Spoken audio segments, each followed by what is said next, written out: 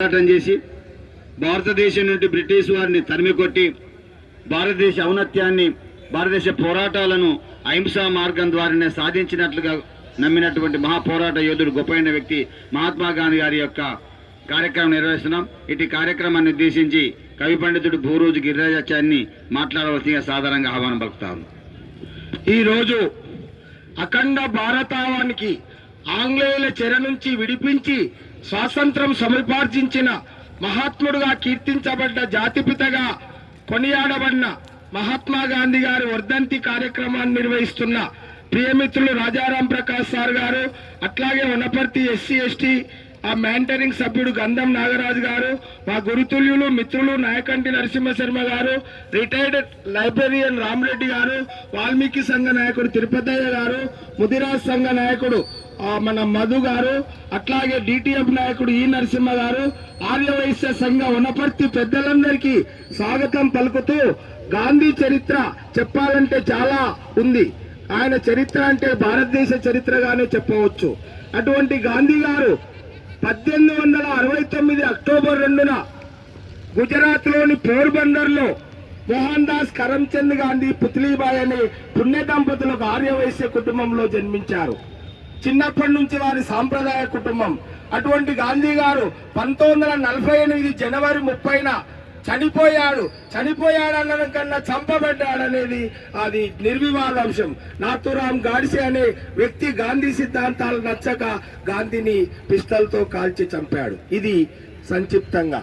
అటువంటి గాంధీ గారు ఆ రోజుల్లో తన కుటుంబంలో చదువుకుంటూ వాళ్ళ అమ్మ నాయన అనుమతి తీసుకొని ఇంగ్లాండ్కు బారిస్టర్ చదువుకై వెళ్తాడు. ఆ సందర్భంగా వాళ్ళ సాంప్రదాయ కుటుంబం తల్లికి 3 ప్రమాణాలు చేస్తారు. పాశ్చాత్య దేశం కనుక మద్యము మగవ మాంసం ముట్టనని ప్రమాణం చేసి ఇంగ్లాండ్ వెళ్లి బారిస్టర్ చదివి తర్వాత ఇండియా వచ్చి న్యాయవాద వృత్తిని చేపట్టి మళ్ళీ దక్షిణాఫ్రికా కాంట్రాక్ట్ మీద అక్కడ లాయర్గా వెళ్ళి అక్కడ 19 సంవత్సరాలు పనిచేస్తాడు. ఆ సందర్భంలో అక్కడున్న జాతి వివక్షతను చూస్తాడు. అక్కడ కూడా నల్ల జాతి తెల్ల జాతి అనే భేదాలు ఉంటాయి. అక్కడ కూడా ఆంగ్లేయుల పరిపాలన. మన భారతదేశం వచ్చిన తర్వాత మొదట ఆయన అప్పుడు ఆంగ్లేయుల పరిపాలన ఉన్న భారతదేశంలో గోపాలకృష్ణ గోఖలే గారిని స్వాతంత్ర ఉద్యమంలో ఆయన అనుమతితో ఉద్యమం చేస్తాడు. ఈ సందర్భంలో సర్దార్ వల్లభాయ్ పటేల్, ఇంకా గోపాలకృష్ణ, మోహన్ దాస్ గారు, ఈయన మోతీలాల్ నెహ్రూ ఇట్లాంటి ఎంతో మంది అతివాదులు, భగత్ సింగ్, తర్వాత నేతాజీ అందరితో కలుపుకొని భారతదేశానికి స్వాతంత్రం సాధించడానికి అనేక ఉద్యమాలు. మొట్టమొదట ఆయన సత్యాగ్రహం అనే అహింసా సిద్ధాంతంతో స్వాతంత్రం సాధిస్తా అని చెప్పాడు. ఆ విధంగా సత్యాగ్రహాన్ని నమ్ముకొని సబర్మతి తీరాన సత్యాగ్రహ ఆశ్రమం కూడా నెలకొల్పడం జరుగుతుంది. బీహార్లో చంపరాను ఉద్యమం, చౌరా చౌరీ సంఘటన, సహాయ నిరాకరణము, ఉప్పు సత్యాగ్రహం, దాన్నే దండి సత్యాగ్రహము, తర్వాత క్విట్ ఇండియా ఉద్యమం. కనుక క్విట్ ఇండియా అంటే మా భారతదేశాన్ని వెళ్ళిపోండి మీరు తక్షణమే అని పెద్ద ఎత్తున ఉద్యమం. ఆ ఉద్యమం ద్వారా స్వరాజ్య సిద్ధాంతం 1930లో స్వరాజ్య ఉద్యమం ద్వారా జెండా కూడా ఎగరేయడం జనవరి 26న జరుగుతుంది. కనుక ఈ విధంగా భారతదేశానికి ఎన్నో పోరాటాలు చేసిన మహనీయుడు మహాత్మా గాంధీ స్వాతంత్రం సాధించాడు. 20వ శతాబ్దంలో అత్యంత ప్రతిభాశీలురైన వ్యక్తుల్లో మహాత్మా గాంధీని CNN సర్వే పేర్కొనబడింది. కనుక ఆయన ఆ రోజుల్లో ఆయన చిన్నప్పటి నుంచి భగవద్గీతను నమ్ముకున్నాడు. భగవద్గీతలో ఆత్మజ్ఞానము ఉంది. భగవద్గీతను క్షుణ్ణంగా చదివాడు. గాంధీ ఎక్కడ చూసినా గాంధీ నిలువెత్తు విగ్రహంలో ఆయన చేతిలో భగవద్గీత ఉంటుంది.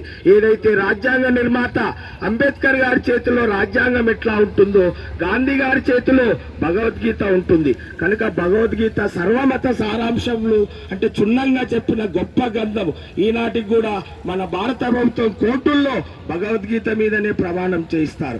కనుక అటువంటి గాంధీ భారతదేశ విభజనలో ముస్లిం హిందూ అంటే 2 దేశాలు ఏర్పడడం కూడా ఆయనకి ఇష్టం లేదు. కనుక మహమ్మదీయులు ఇక్కడే ఉండొచ్చు అని కూడా చెప్పిండు. ఈ సిద్ధాంతాలు కొందరికి నచ్చగా మహాత్మా గాంధీని ఆ రోజు ఢిల్లీలో బిర్లా మందిరానికి వెళ్తూ వస్తున్న క్రమంలో నాథూరామ్ గాడ్సే అనే వ్యక్తి పిస్తల్తో కాల్చి చంపుతాడు. ఆ సందర్భంగా ఆయన హే రామ్ అంటూ మరణిస్తాడు. అంటే ఢిల్లీలో ఇప్పటికీ రాజ్ఘాట్లో ఆయన సమాధి ఉంది.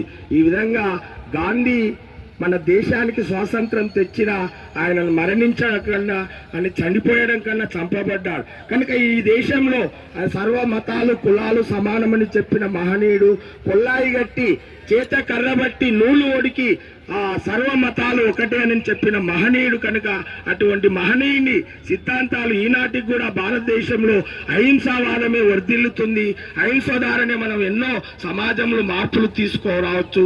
హింస పనికిరాదని చెప్పిన మహనీయుడు కనుక అటువంటి మహనీయుడి చరిత్ర మనం చదువుకొని నేడున్న ప్రస్తుత యువతీ యువకులకు విద్యార్థులకు గాంధీ సిద్ధాంతాలను చెప్పి విద్యార్థులు అహింసావాదాన్ని అభివృద్ధి చేయాలని తెలియజేస్తూ ముగిస్తున్నాం. జోహార్ మహాత్మా గాంధీకి, జోహార్ జోహార్ మహాత్మా గాంధీకి, జోహార్ కొనసాగిద్దాం మహాత్మా గాంధీ ఆశయాలను. కొనసాగిద్దాం. జై భారత్, జై భారత్, జై హింద్, జై జై హింద్, భీమ్. జై భీమ్.